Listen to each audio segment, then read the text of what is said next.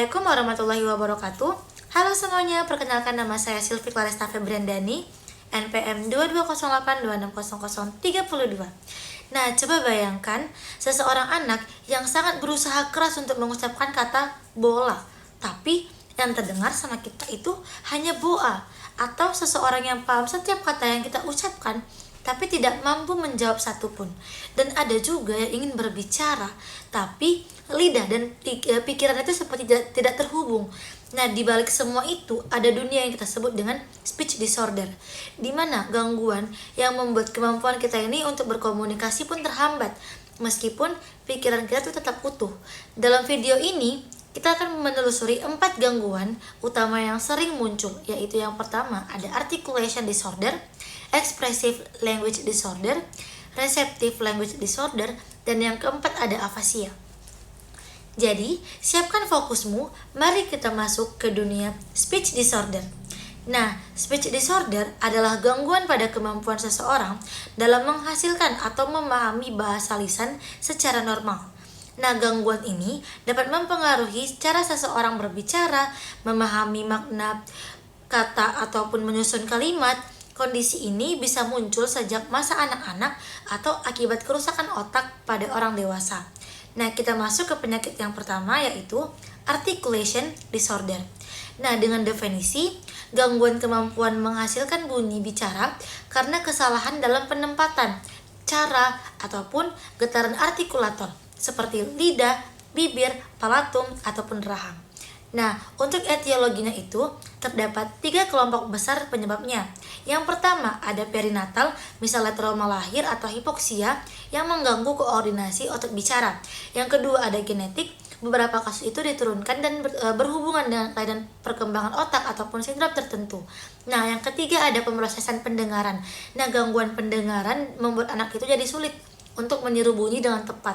Nah, adapun faktor resiko, riwayat keluarga dengan gangguan bahasa, gangguan pendengaran, motorik oral, ataupun stimulasi bicara yang kurang di masa awal perkembangan. Nah, untuk manifestasi klinisnya, dia itu kesulitan menyusun kata yang panjang ataupun kompleks, ucapannya itu sulit dimengerti oleh orang lain, dan kesulitan itu meningkat saat cemas ataupun berbicara dengan cepat.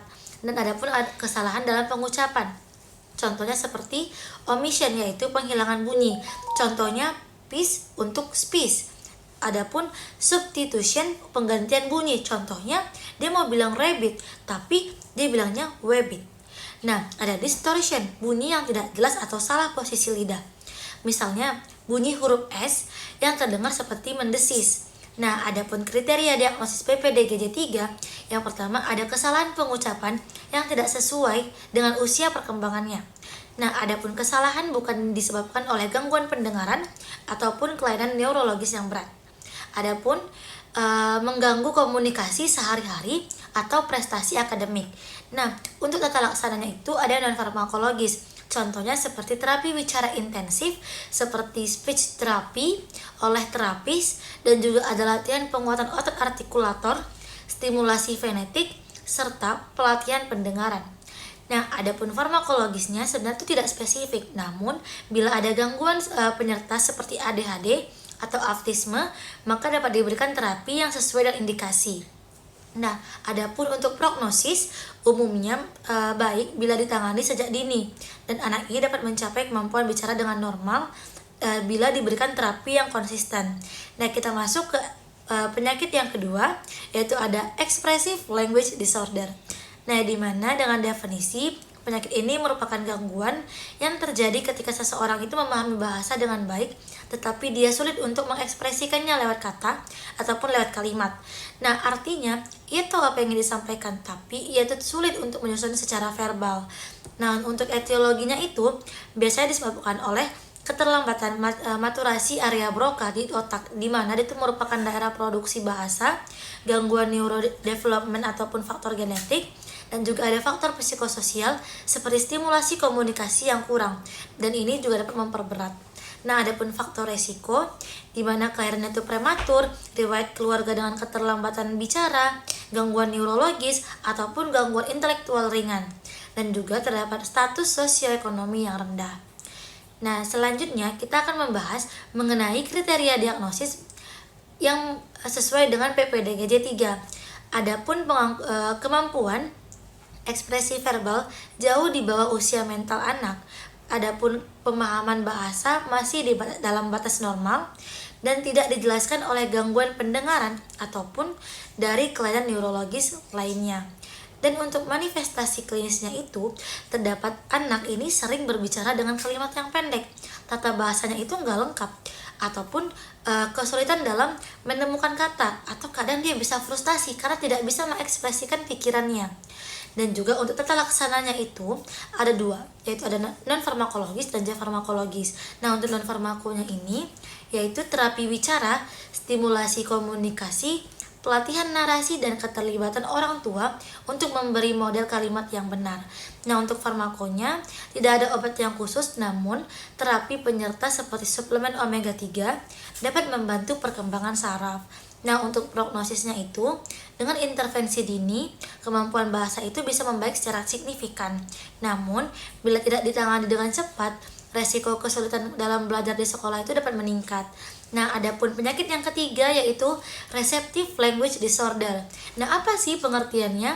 Nah, pengertiannya itu, receptive language disorder adalah gangguan kemampuan memahami bahasa lisan di mana anak ini mendengar kata tetapi tidak dapat mengolah ataupun memaknai dengan benar. Nah, untuk etiologinya ini sendiri, gangguan fungsi area Wernicke di otak di mana merupakan pusat pemahaman bahasa, dan juga ada gangguan pendengaran sensori neural, dan juga ada faktor genetik. Nah, untuk kriteria diagnosisnya itu menurut PPDGJ 3, yang pertama ada pemahaman bahasa lisan di bawah usia mental anak, yang kedua disebabkan oleh gangguan pendengaran, tidak disebabkan oleh gangguan pendengaran, autisme atau retardasi mental berat, dan juga menyebabkan gangguan signifikan pada komunikasi sosial ataupun dari akademik. Nah, untuk prognosisnya itu bervariasi, tetapi dengan terapi intensif dan dukungan lingkungan yang kaya bahasa, sebagian besar anak ini menunjukkan perkembangan bermakna dalam pemahaman bahasa. Nah, ini ada penyakit yang terakhir, yaitu afasia. Apa sih definisinya? Kan kita juga harus tahu definisi dari afasia ini sendiri. Dia adalah gangguan bahasa akibat kerusakan otak pada area Broca, Wernicke, ataupun jalur asosiasi di antaranya. Biasanya itu terjadi pada orang dewasa setelah dia mengalami stroke, trauma kepala, tumor otak, infeksi sistem saraf pusat. Nah, untuk etiologinya, yang pertama itu ada vaskular, stroke iskemik atau hemoragik yang merusak area bahasa. Ada traumatik, di mana seperti cedera kepala dengan perdarahan ataupun kontusio. Terus juga ada neoplastik, di mana tumor otak yang menekan area bahasa, infeksi atau inflamasi, ensefalitis ataupun abses otak. Dan juga ada neurodegeneratif, seperti penyakit Alzheimer yang menyebabkan afasia progresif primer. Nah, adapun manifestasi klinisnya, yang pertama ada kesulitan berbicara atau menyusun kalimat, pemahaman bahasa yang terganggu.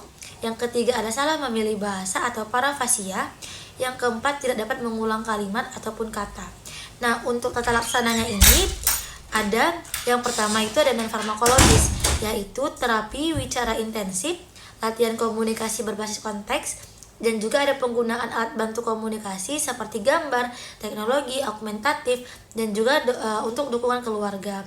Nah, untuk farmakologinya itu dapat diberikan neuroprotektor seperti piracetam, donepezil atau memantin untuk mendukung fungsi kognitif dan juga pemulihan neuron pasca cedera. Nah, untuk prognosisnya tergantung dari luas dan juga lokasi otaknya. Pasien dengan terapi wicara yang teratur dan dukungan sosial itu baik memiliki peluang yang lebih besar untuk memperbaiki kemampuan komunikasi. Nah, gangguan bicara dan bahasa itu bukan sekedar persoalan pelafalan ataupun kosakata. Ia adalah cerminan kompleksitas hubungan antara otak, bahasa, dan juga manusia itu sendiri. Melalui deteksi dini, intervensi yang tepat, dan dukungan yang berkelanjutan, kita itu dapat membantu individu mengembalikan hak dasarnya seperti kemampuan untuk berkomunikasi. Semoga penjelasan ini dapat menambah wawasan kita semua dalam memahami pentingnya bahasa sebagai sarana utama interaksi manusia. Sekian pembahasan dari saya mengenai speech disorder. Mohon maaf bila ada kesalahan kata. Wassalamualaikum warahmatullahi wabarakatuh. Berikut ini referensi yang saya gunakan.